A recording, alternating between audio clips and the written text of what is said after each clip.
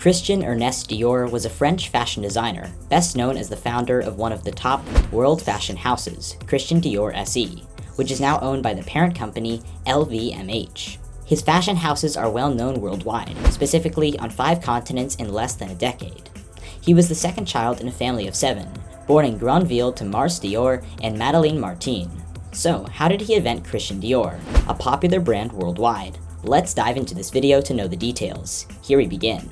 Dior, stylized Dior, is a French luxury fashion house controlled and chaired by French businessman Bernard Arnault, who heads LVMH, the world's largest luxury group.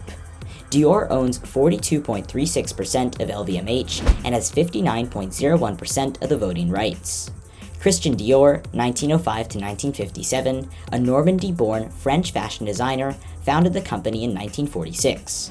This label sells shoes and clothing that are only available at Dior boutiques. In addition, Christian Dior Couture is in charge of haute couture. Since 2018, Pietro Beccari has served as the CEO of Christian Dior Couture. Dior's artistic abilities led to his employment in design for several well-known fashion icons to save the fashion industry during World War II. Post-war, he founded and established the Dior fashion house, with his new look collection revolutionizing women's dress and helping re-establish Paris as the fashion world center. Throughout his career, he received numerous Best Costume Design awards. In addition, several contemporary icons paid tribute to his life and work after his death in 1957. Why not start with his early life? So, Christian Dior was born in Granville, France, a seaside town on the Normandy coast. He was the second of 5 children born to wealthy fertilizer manufacturer Maurice Dior and his wife, formerly Madeleine Martin. Raymond, Jacqueline, Bernard, and Catherine Dior were his 4 siblings. The family moved to Paris when Christian was just about 5 years old, but they still spent summers on the Normandy coast. Dior's family hoped he would become a diplomat, but Dior was an artist who wanted to be involved in the arts. He sold his fashion sketches for about 10 cents each outside his house to make money. Then, in 1928, Dior dropped out of school and received funding from his father to open a small art gallery, where he and his friend sold works by Pablo Picasso and others. Following the deaths of Dior's mother and brother, as well as financial difficulties during the Great Depression, which resulted in his father losing control of family business, the gallery was closed 3 years later. Dior was hired by fashion designer Robert Piguet in 1937 and was given the opportunity to design 3 Piguet collections. Robert Piguet taught me the virtues of simplicity through which true elegance must come, Dior would later say. One of his original designs for Piguet, Café Angélé, a day dress with a short, full skirt, was particularly well received. Dior worked alongside Pierre Balmain at Piguet and was succeeded as house designer by Marc Bohan, who would go on to become head of design for Christian Dior Paris in 1960. However, when Dior was called up for military service, he left Piguet. When Dior left the army in 1942, he joined Lucien Leong's fashion house, where he and Balmain were the primary designers. During World War II, Dior, as an employee of Lelong, worked to keep the French fashion industry alive for economic and artistic reasons, designing dresses for the wives of Nazi officers and French collaborators, as did other fashion houses that remained open during the war, such as Jean Patou, Jean Levin, and Nina Ricci.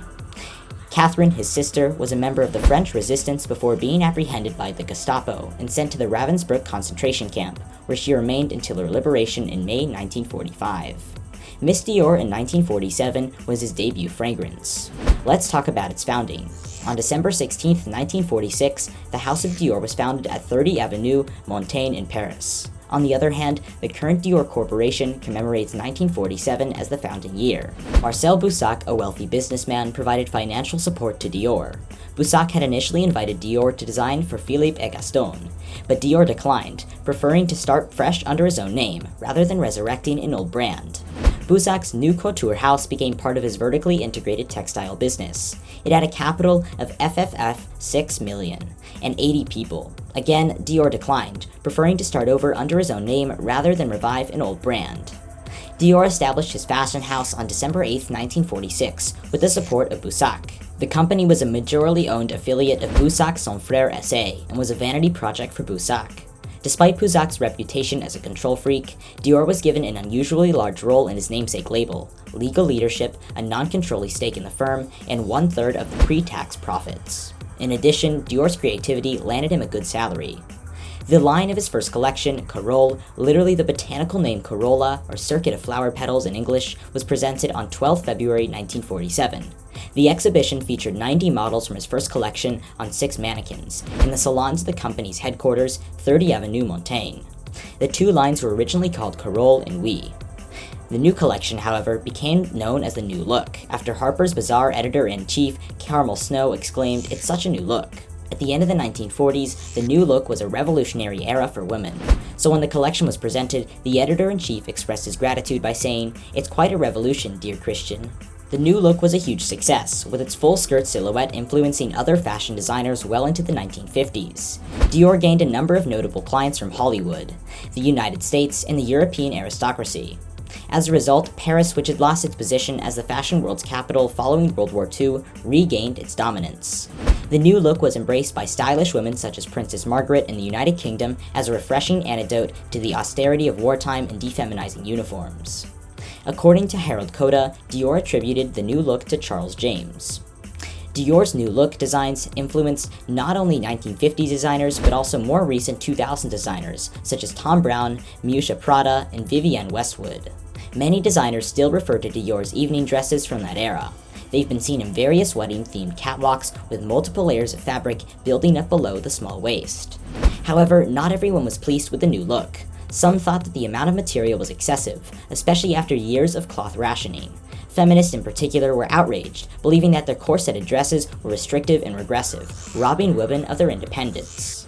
Several protest groups were formed in response to the designs, including the League of Broke Husbands, which is made up of 30,000 men who were opposed to the costs associated with the amount of fabric required for such designs. Only a man who has never been intimate with a woman could design something that uncomfortable, Coco Chanel remarked. Despite such criticism, the New Look remained highly influential, influencing the work of other designers in fashion well into the 21st century.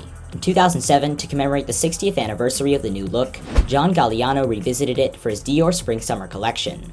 Galliano updated the wasp waist and rounded shoulders with references to origami and other Japanese influences. Raf Simons returned the New Look in 2012 for his debut haute couture collection for Dior, wishing to update its ideas for the 21st century in a minimalist but sensual and sexy manner. Simon's work for Dior retained the luxurious fabrics and silhouette, but encouraged self-respect for the woman's body and liberation of expression. Nonetheless, Dior's designs were more than voluptuous than the body, fabric conserving shapes of recent World War II styles which had been influenced by fabric rationing. He was a master at shaping and sculpting silhouettes. Dior was quoted as saying, "I have designed flower women." His look featured percale-lined fabrics, boned, bustier-style bodices, hip padding, wasp-waisted corsets, and petticoats that made his dress flare out from the waist, giving his models a very curvaceous form. Women initially objected because his designs covered up their legs, which they were not used to due to fabric restrictions in the past. Some of the criticism directed at Dior's designs stemmed from the amount of fabric used in a single dress or suit. "Look how ridiculous these women are, wearing clothes by a man who doesn't know the woman, never had one, and dreams of being one," Gabrielle Coco Chanel said of the New Look. During a photo shoot in a Paris market, the models were attacked by female vendors for their frivolity, but the protests died down as the wartime shortages ended. Yves Saint Laurent, then 19, was hired as Dior's design assistant in 1955. Later in 1957, Christian Dior met with Yves Saint Laurent's mother, Lucienne Mathieu Saint Laurent, to inform her that she had chosen Saint Laurent to succeed him at Dior. She stated that she was only perplexed by the remark at the time because Dior was only 52 years old. So, what do you think about the manufacturer's son who discovered Christian Dior? Let us know in the comments below and subscribe for more such videos.